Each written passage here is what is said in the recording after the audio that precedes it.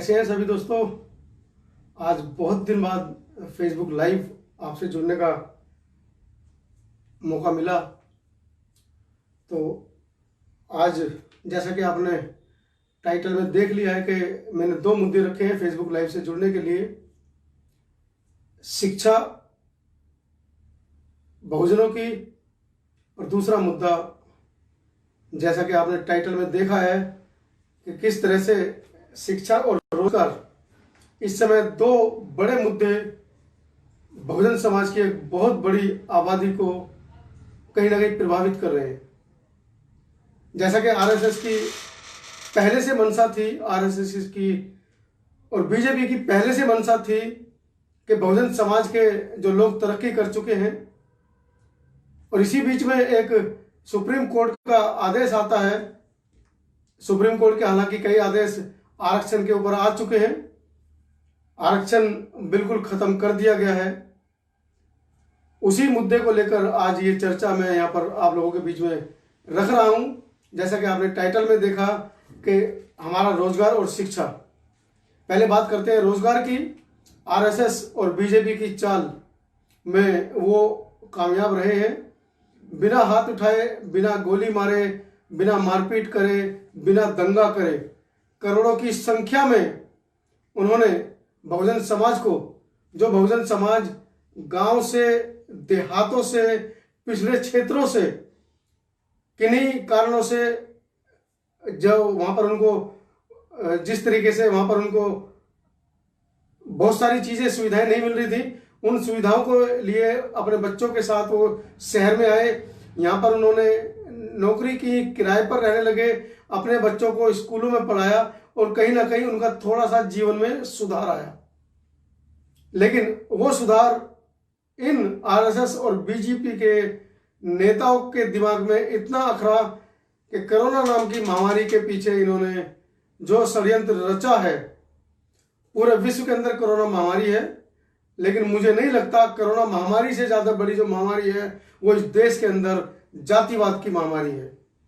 RSS और BJP, जैसा कि मैंने कहा, कि अपने षड्यंत्र में बिल्कुल वो कामयाब हो चुके हैं। कैसे? बिना एक आंदोलन, बिना कोई शोर मचाए, करोड़ों की संख्या में बहुजन समाज को वो अपने अपने गांव में वापस वहीं जिल्लत भरी जिंदगी में, वहीं अशिक्षा के अभाव में, वहीं बेरोजगारी के अभाव में भेजने में वो कामयाब हो चुके हैं। मेरी बात आपको अटपटी जरूर लगेगी कि कोरोना महामारी चल रही है और ये मनोज अंतानी आज कैसी चर्चा को लेकर बैठा है। जरा सोचिए इस बात को कि करोड़ों की संख्या में बहुजन समाज का जो बहुत बड़ा वर्ग है, जो दिल्ली, महानगर, एनसीआर जैसे क्षेत्रों में गांव से निकलकर आया था, अपने बच्चों को लेकर, या उन्होंने यहाँ पर शादियां की और छोटे छोटे बच्चे उनके यहाँ पर हुए, वो उन्होंने स्कूल में जाना शुरू किया। उनके जीवन के स्तर में अगर कहीं सुधार आया तो वो इनकी आंखों में अखरा। इनके बच्चे पढ़ लिख कर कामयाब कैसे हो रहे हैं। देश की आजादी के बाद गांव से बहुत बड़ा वर्ग पलायन कर दिल्ली महानगर, मुंबई महानगर, ऐसे बड़े बड़े महानगरों में आया, और कहीं ना कहीं उन्होंने अपने जीवन के स्तर में, जिनकी सरकारी नौकरी लगी उनके जीवन स्तर तो बड़े ही बड़े, लेकिन जिनकी सरकारी नौकरी नहीं लगी उन्होंने शहरों में आकर कोई रोजगार किया, कहीं मजदूरी की, उन्होंने भी अपने बच्चों को पढ़ाया लिखाया।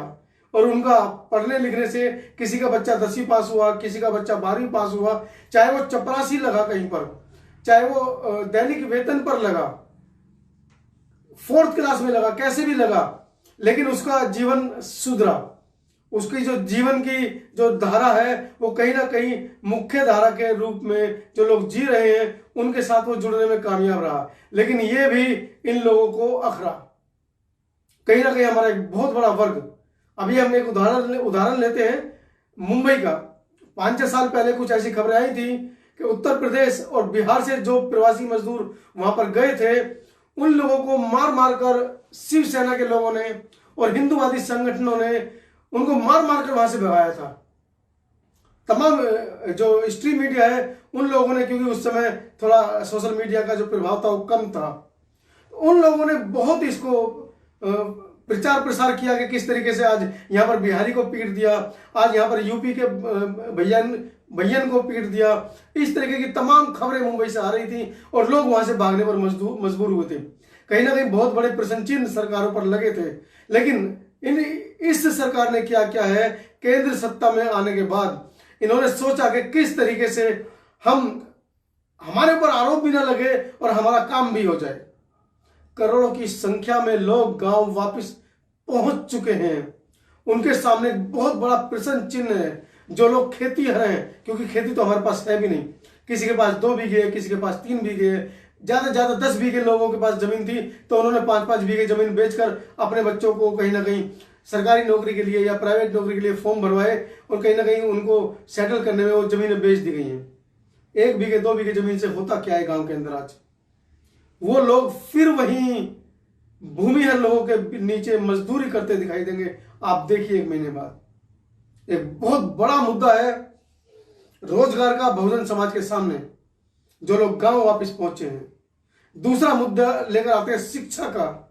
कहां है आज हमारे दिल्ली एनसीआर में बैठे बुद्धिजीवी प्रोफेसर्स? क्यों नहीं शिक्षा की बात को उठा रहे हैं? बड़े बड़े प्रोफेसर बड़े बड़े मंचों पर बहुजन समाज के लिए आवाज तो उठाते हैं, लेकिन आज इस लॉकडाउन की स्थिति में कहां हैं वो लोग? मेरा विशेष विनम्र निवेदन रहेगा ऐसे बुद्धिजीवी प्रोफेसर से कि जो लॉकडाउन में घर पर हैं या किसी तरह का प्रोग्राम कर रहे हैं समाज को चेताने का, तो कम से कम शिक्षा की तरफ भी वो ध्यान दें, क्योंकि शिक्षा का राष्ट्रीयकरण हुआ नहीं है। प्राइमरी जो शिक्षा जो मिल रही है उसको बंद कर दिया गया है। वर्तमान में लॉकडाउन की स्थिति में ऑनलाइन क्लासेस जारी कर दी गई हैं। जो गरीब जो मजदूर लोग अपने गांव पहुंचे हैं वो कैसे अपने बच्चों को ऑनलाइन शिक्षा करा पाएंगे? क्यों नहीं हमारा बुद्धिजीवी वर्ग इस ओर भी सवाल उठा रहा है? शिक्षा, जी हां, बहुत बड़ा हथियार था जो बाबा साहब के संविधान के बाद इस बहुजन समाज को मिला। उस शिक्षा के अधिकार को ही आज पूरी तरह नष्ट कर दिया गया है। हमारे बहुजन समाज के IAS-PCS अधिकारी वर्ग के लोगों ने करोड़ों अरबों रुपए कमाए तो सही, लेकिन अपना स्कूल, अपना विश्वविद्यालय वो स्थापित करने में नाकामयाब रहे। मान्यवर काशीराम साहब ने मनी माफिया और मीडिया के लिए बोला तो था, लेकिन उस समय लगभग 25-30 साल पहले किस संदर्भ में बोला होगा? वो संदर्भ आज की दशा को देखें तो वो संदर्भ आज के इस वर्तमान समय में काम में नहीं आता है। आज के समय में हमें मनी की भी जरूरत है, मीडिया की भी जरूरत है और कहीं ना कहीं माफिया की भी जरूरत है। चाहे वो माफिया स्कूल माफिया हो, चाहे वो मीडिया माफिया हो, किसी भी तरह का माफिया हो, आज बहुजन समाज को हर हाल में माफिया की बहुत जरूरत है। अगर हमारा बुद्धिजीवी वर्ग अपने विश्वविद्यालय, अपने स्कूल खोलने में कामयाब होता सरकारी, तो आज हमारे जो विद्यार्थी हैं उनको ये ढंग देखना नहीं पड़ता। करोड़ों की संख्या में विद्यार्थी अपने पेरेंट्स के साथ गांव में जा चुके हैं। हमारे बच्चों के पास मोबाइल नहीं है, हमारे बच्चों के पास मोबाइल को रिचार्ज कराने के लिए पैसे नहीं हैं। वो खाना खाएं या मोबाइल को रिचार्ज कराएं, ऑनलाइन क्लासेस यूज करें। इस और हमारे बहुजन समाज को सोचना होगा, बहुजन समाज के हमारे बुद्धिजीवी वर्ग को भी ध्यान देना होगा, इस और प्रश्न चिन्ह लगाने होंगे सरकार की तरफ। कैसे वो सरकार से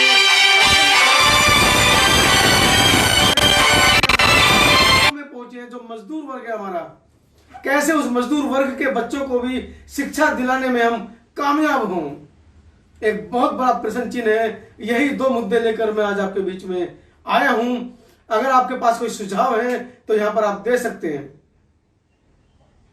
हमारा जो मजदूर गांव में पहुंचा है उसको लगभग 10 साल लग जाएंगे अपने जीवन को पटरी में लाने में, क्योंकि 1-2 साल मुझे नहीं लगता कि जो कोरोना महामारी है उससे हम निजात दिला पाएंगे अपने इस देश को, क्योंकि सरकारों का जो रवैया है वो इस महामारी से दूर कराने का नहीं है। वो इस महामारी को चाहते हैं कि ये महामारी इस देश में फले फूले, जिससे कि ये 85% जो बहुजन समाज है डरकर घर में बैठ जाए, घर से बाहर ना निकले, अपने अधिकारों की बात ना करे, अपने बच्चों के शिक्षा की बात ना करे। आप देखिएगा आने वाले 1 साल बाद हमारा जो मजदूर वर्ग है वही पहुंच जाएगा क्योंकि गांव के अंदर जमीन नहीं है तो कहीं ना कहीं वो बच्चों को पढ़ाएगा लिखाएगा या अपने सपनों को साकार करने के लिए लालाओं के, साहूकारों के कब्जे में आएगा। यह वही पद्धति है, साहूकारों से और लालाओं से आप कर्जा मांगेंगे और उस कर्जे को मिटाने में अपनी सारी जिंदगी गुजार देंगे। आपके बच्चे जो अब 1 साल 2 साल पढ़ाई से पीछे हट जाएंगे, उन बच्चों को दोबारा स्कूल में एडमिशन नहीं मिलेगा। कहीं ना कहीं जो सक्षम है उन लोगों को इस ओर सोचना होगा, हमारे समाज के बच्चों के बारे में सोचना होगा, कैसे उनकी तरक्की करें, कैसे उन तक शिक्षा पहुंचा पाए। ये बहुत बड़ा प्रश्न चिन्ह है आज की यथार्थ जिंदगी में बहुजन समाज के लिए। हम तो खैर छोटे मोटे बहुजन यूट्यूबर हैं, छोटी मोटी सोच रखते हैं, लेकिन जो लोग बाबा साहब के द्वारा दिए गए प्रदत्त अधिकारों से, बाबा साहब द्वारा दिए गए संवैधानिक अधिकारों से जिन लोगों ने आरक्षण प्राप्त किया, आरक्षण के बलबूते आज वो पहुंच चुके हैं बड़ी बड़ी पोस्ट पर, बड़ी बड़ी गाड़ियों में और करोड़ों के मकानों में, उन्हें कम से कम अपने इस समाज के लिए सोचना होगा। क्योंकि एक बाप की 5 उंगलियां, एक हाथ की 5 उंगलियां बराबर नहीं होती हैं। अगर आपके 3 बच्चे हैं तो तीनों कलेक्टर नहीं बनेंगे, एक ना एक तो पढ़ाई से वंचित रहेगा, और ऐसा होता भी है। तमाम उदाहरण हम इतिहास से लेकर देख सकते हैं, तमाम तरह के ऐसे उदाहरण हैं। एक रिक्शे वाले का बच्चा IAS PCS बना है और एक IAS PCS इंस्पेक्टर और प्रधानाचार्य का बेटा जीवन में 8वीं 10वीं 12वीं तक नहीं कर पाया है। तो आपका कोई ना कोई 2 या 3 में से एक बच्चा ऐसा रहेगा जो कहीं ना कहीं बहुजन समाज के इन लोगों के साथ मिलकर कल को अपना धंधा स्थापित करेगा, मजदूरी करेगा। कम से कम उस अपने बच्चे के बारे में सोचिएगा। सुप्रीम कोर्ट ने मंशा दे दी है कि राज्य सरकार चाहे तो वो अपने नागरिकों को आरक्षण दे सकती है।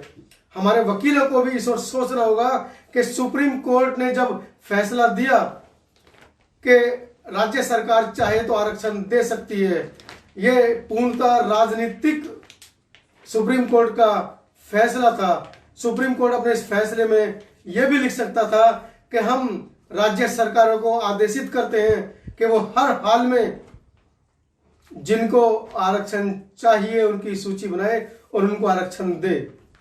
लेकिन नहीं, कहीं ना कहीं हम सुप्रीम कोर्ट को नहीं कह रहे, हम राज्य सरकारों को कह रहे हैं कि सुप्रीम कोर्ट ने तो बोल दिया, वो आरक्षण दे या ना दे उनकी मर्जी है।